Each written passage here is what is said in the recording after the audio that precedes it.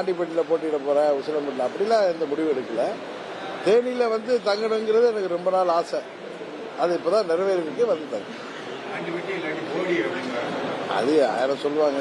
போடி அவர் OPS தொகுதி, அதில் எதுக்கு போய் அவர் தான் நல்லா சிறப்பான எம்எல்ஏ செயல்படுறாரு, அந்த தொகுதியை போய் இறங்குதுன்னு சொல்லிட்டு இல்லை. அப்படி நான் தேனி மாவட்டத்தில் போட்டியிடுறதை பற்றியே இன்னும் முடிவு எடுக்கல. எங்கே போட்டியிடுறதுங்கிற முடிவு எடுக்கல. தேனியில் வந்து தங்கணுங்கிற நீண்ட நாள் ஆசை. அதுக்காக நான் வந்து இப்போ வந்து தங்க ஆரம்பிச்சேன். அப்படிலாம் நான் என்றைக்கு நடந்தது. அவங்களுடைய அது விருப்பம்.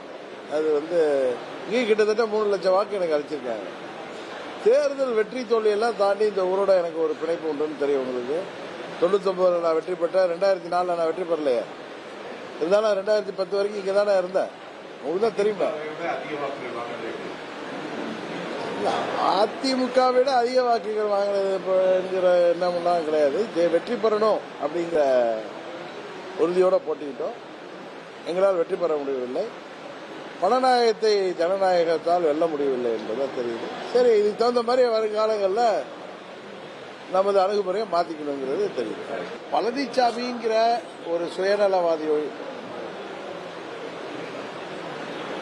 தலைமை ஏற்கிற வரை அதற்கு வாய்ப்பு இல்லைன்னு தான் நான் நினைக்கிறேன். பழனிசாமிங்கிற ஒரு சுயநல மனிதர்,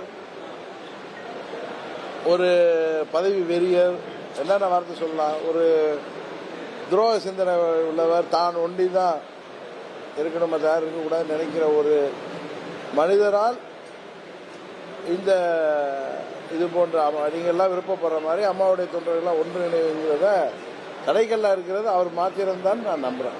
அம்மாவுடைய தொண்டர்கள் அனைவரும் ஒருங்கிணைவார்கள், ஒன்றிணைவார்கள், திமுகவை வீழ்த்துவோம் என்கிற நம்பிக்கை எனக்கு இருக்கு. இல்ல, அம்மாவுடைய தொண்டர்கள் யாராக இருந்தாலும் அனைவரும் ஒன்றிணைவோம் என்கிற நம்பிக்கை எனக்கு இருக்கு. நான் கூட்டணியில் இருக்கேங்கிறதுக்காக சொல்றேன்னு நினைக்காதீங்க. இந்த பட்ஜெட்டை ஏழை எளிய மக்கள், விவசாயிகள், இளைஞர்கள், தாய்மார்கள் இவர்கள் முன்னேற்றத்திற்கான ஒரு தொலைநோக்கு பட்ஜெட். வேலை வாய்ப்பை உருவாக்குறதுக்கும், மாணவர்களுக்கு கல்வி கடன் பற்றியும், இன்னும் வேலை வாய்ப்புகள் பற்றியும், விவசாயிகளுக்கு பொருளாதார முன்னேற்றத்திற்காகவும் ஒரு வல்லரசு நாடாக, ஒரு சிறந்த நாடாக உருவாகுவதற்கான தொலைநோக்கு திட்டத்தோடு இந்த திட்டம், இந்த பட்ஜெட் அறிவிக்கப்பட்டிருக்கு.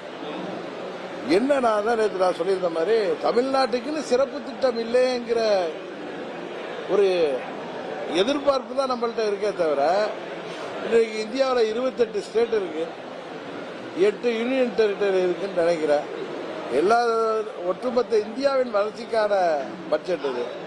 இதுல ஒவ்வொருக்கா எனக்கா ஒரு வளர்ச்சி, என் தொகுதிக்கா வளர்ச்சி, என் தொகுதிக்கு திட்டம் கொடுக்கல அப்படின்னு பார்க்கறதை விட இது இந்தியாவின் வளர்ச்சிக்கான பட்ஜெட். குறிப்பா இளைஞர்களுக்கு, மாணவர்களுக்கு, பெண்களுக்கு, விவசாயிகளுக்கு, ஏழை மக்களுக்கு முன்னேற்றம் வருவதற்கான பட்ஜெட்டாக தான் நான் பார்க்கிறேன். செய்திகளை உடனுக்குடனும் துல்லியமாகவும் தெரிந்து கொள்ள சப்ஸ்கிரைப் பண்ணுங்க.